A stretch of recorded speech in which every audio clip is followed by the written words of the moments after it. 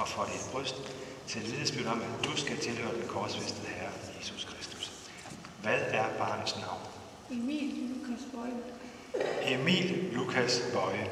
Forsager du djævlen og alle hans gerninger og alt hans væsen? Ja. Tror du på Gud Fader, den almægtige, himlens og jordens skaber? Ja.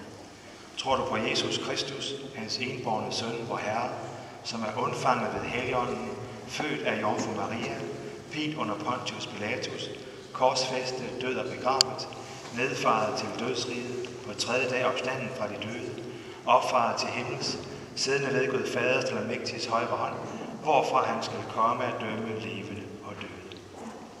Tror du på Helligånden, en hellig almindelig kirke, de helliges samfund, syndernes forladelse, kødets opstandelse og et evigt liv? Ja. Vil du døbes på denne tro? Ja.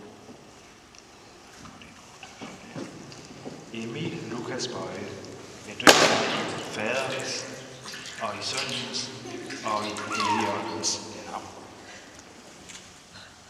Amen.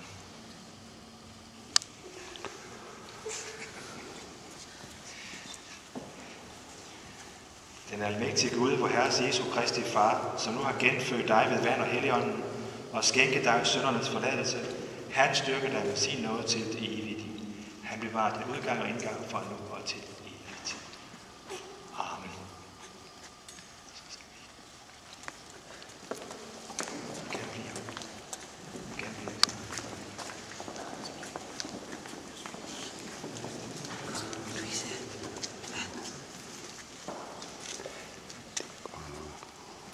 Modtag det hellige korstegn både for dit ansigt og for dit bryst, til vidnesbyrd om, at du skal tilhøre den korsfæstede Herre,